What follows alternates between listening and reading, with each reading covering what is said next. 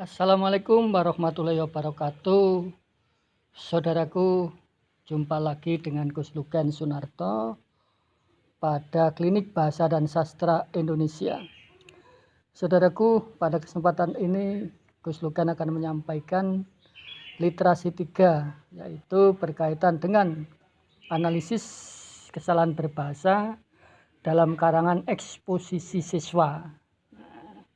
Oke, saudaraku, mengawali penjelasan ini, maka perlu saya ingatkan bahwa kesalahan berbahasa Indonesia adalah penggunaan bahasa Indonesia secara lisan maupun tertulis yang berada di luar atau menyimpang dari faktor-faktor komunikasi dan kaidah kebahasaan dalam bahasa Indonesia. Nah, kita ingat bahwa penggunaan bahasa Indonesia yang baik adalah penggunaan bahasa Indonesia yang sesuai dengan faktor-faktor penentu komunikasi. Sedangkan bahasa Indonesia yang benar adalah bahasa Indonesia yang sesuai dengan kaidah kebahasaan dalam bahasa Indonesia. Nah, mengingat masih beberapa hal yang saya amati, yaitu sebuah kesalahan dari hasil tugas siswa, maka hal ini perlu saya sampaikan, analisis kesalahan berbahasa dalam karangan siswa, utamanya karangan eksposisi. Oke, saudaraku, beberapa penyebab kesalahan tersebut adalah: yang pertama, kalimat yang salah dalam memilih diksi. Ini saudaraku, nanti saya tampilkan kesalahannya dan pembenahannya juga saya munculkan. Oke, contoh kalimat pertama, kalimat nomor 1. Di hari yang merdeka ini, penggunaan kata di itu salah. Seharusnya, ini kalimat yang bawahnya, menggunakan kata pada, sehingga pembetulannya adalah pada hari yang merdeka ini. Kemudian kalimat yang kedua, siswa mengumpul tugasnya ke ibu guru. Kata mengumpul itu salah, ya, karena masih kurang lengkap. Maka seharusnya ditambahkan di sana, siswa mengumpulkan tugas kepada ibu guru. Oke. Memilih diksi yang ketiga, contohnya, siswa itu teringat oleh kata-kata guru. Ini masih salah, seharusnya kata oleh tidak hadir di situ, sehingga pembetulannya adalah siswa itu teringat akan kata-kata guru. Jadi bukan menggunakan oleh tetapi akan. Saudaraku, kesalahan yang kedua adalah kesalahan struktur frasa. Contoh, ini hari kita akan mengumpulkan tugas. Penempatannya adalah salah. Karena itu seharusnya hari ini kita akan mengumpulkan tugas. Ya, di situ jelas sekali perbedaannya atau kesalahannya.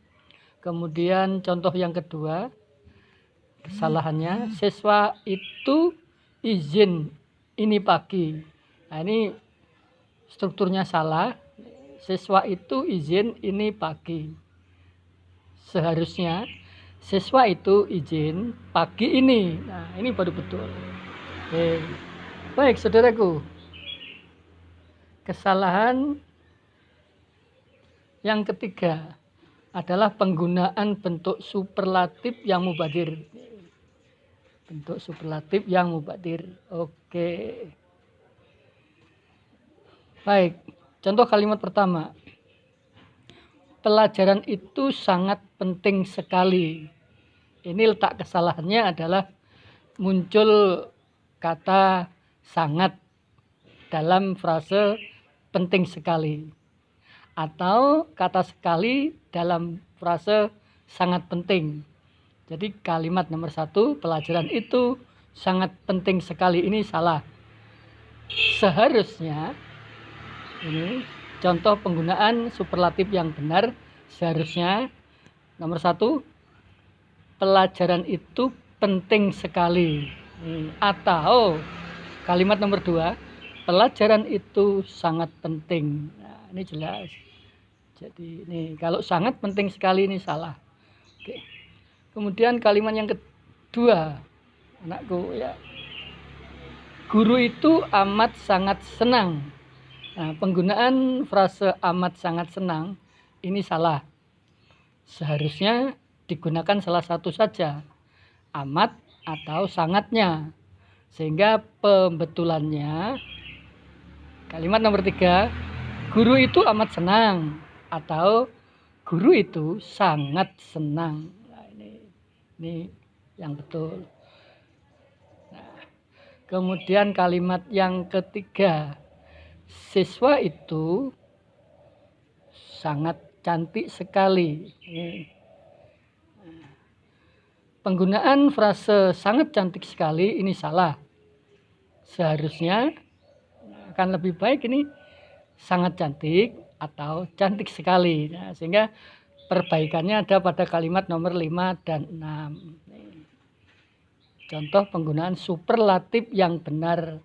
Kalimat nomor 5, siswa itu sangat cantik. Atau yang ke-6, siswa itu cantik sekali. Nah, ini jelas, anak-anak, saudaraku, ini yang jelas kesalahan dan perbaikinya. Kemudian kesalahan yang keempat, kesalahan penggunaan bentuk resiprokal. Jadi resiprok itu kala kata ulang yang mengandung arti saling. Nah, ini harus hati-hati sekali menggunakan kata-kata ini supaya nanti tidak mengalami kesalahan.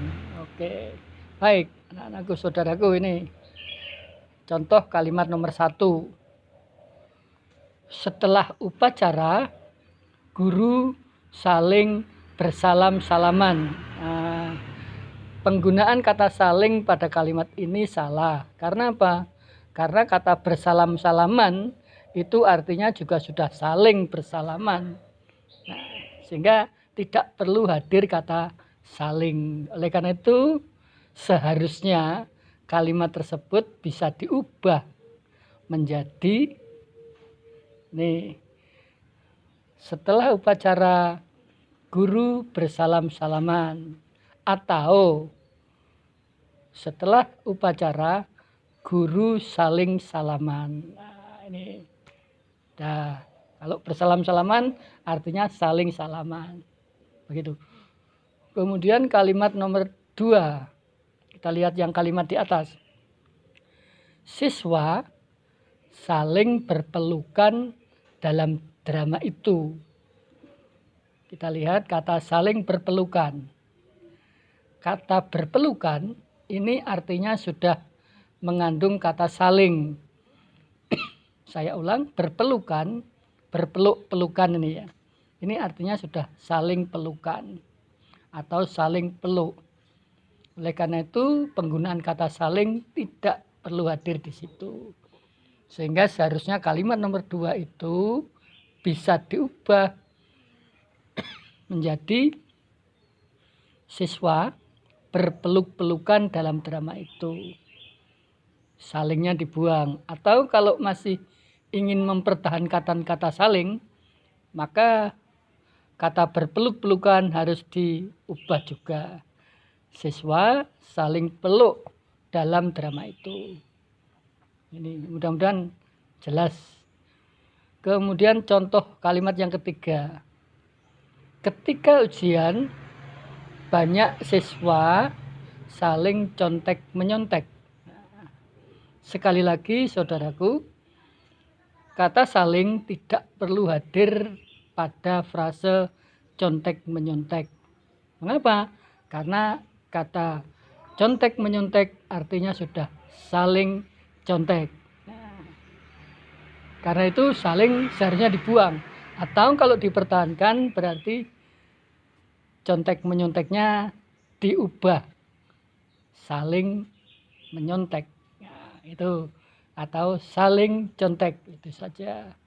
Baik, maka seharusnya kalimat nomor 3 itu diubah menjadi ketika ujian banyak siswa contek menyontek, atau ketika ujian banyak siswa saling contek atau saling mencontek. Nah, itu yang betul.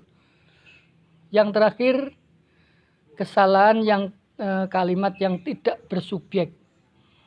Nih. Kesalahan yaitu kalimat yang tidak bersubjek.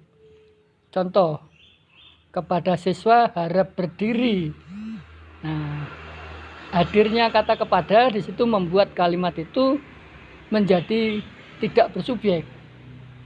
Karena kepada siswa ini menjadi tujuan. Karena itu seharusnya diubah siswa harap berdiri, baru siswa menjadi subjek.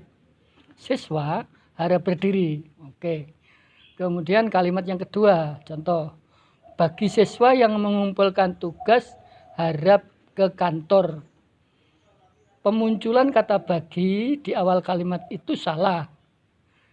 Karena kata bagi itu awal kalimat itu akhirnya berdampak subjeknya hilang. Karena itu kalimat tersebut seharusnya diubah menjadi siswa yang mengumpulkan tugas. Nah, siswanya menjadi subjek tentunya.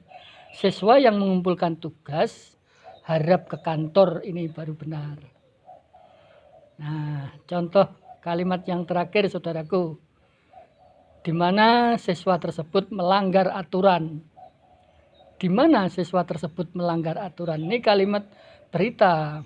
Kalau ini dibuat menjadi kalimat tanya, maka baru betul. Nah, karena ini kalimat berita, maka subjeknya hilang. Sehingga seharusnya siswa tersebut melanggar aturan. Ini pembetulannya seperti itu. Baik saudaraku, inilah kalimat yang tidak bersubjek, sehingga menunjukkan bahwa kalimat itu adalah sebuah pelanggaran, ya, kesalahan berbahasa. Nah, kesalahan yang lagi, ternyata masih banyak saudaraku ini. Yang keenam, kalimat yang tidak berpredikat. Kalau tadi kalimat yang tidak bersubjek, sekarang kalimat yang tidak berpredikat. Contoh, kedatangannya di sekolah untuk menjadi saksi. Kedatangan siapa? Tentunya kan begitu. Nah, di situ tidak muncul predikat. Nah, seharusnya kalimat itu diubah menjadi ia datang di sekolah untuk menjadi saksi. Maka kata datang di sana sebagai predikatnya. Contoh kalimat yang ketiga, yang kedua, Kartini sebagai ketua OSIS di sekolah itu. Penggunaan kata sebagai ini membuat kalimat itu tidak berpredikat. Karena itu seharusnya diubah. Kartini adalah ketua OSIS di sekolah itu. Jadi kata adalah sebagai predikat di sana. Contoh kalimat ketiga yang tidak berpredikat. Sifat malas ada pada setiap siswa. Sifat malas ada pada setiap siswa. Ini tidak ada predikatnya. Tapi ketika kalimat itu disederhana, diumpama, digeser atau diubah, sifat malas, nah ini subjek, dimiliki predikat oleh setiap siswa. Ini sebagai objeknya. Nah, ini saudaraku. Jadi begitu. Selanjutnya, kesalahan berbahasa karena konjungsi. Pemilihan konjungsi, kehadiran konjungsi atau tidak perlu menghadirkan konjungsi atau perlu menghadirkan konjungsi. Ya. Oke, contoh. Meskipun kaya, tetapi siswa itu tidak sombong. Saudaraku, kalau di sana ada dua klausa, maka setelah tanda koma pada klausa yang pertama tidak perlu hadir konjungsi.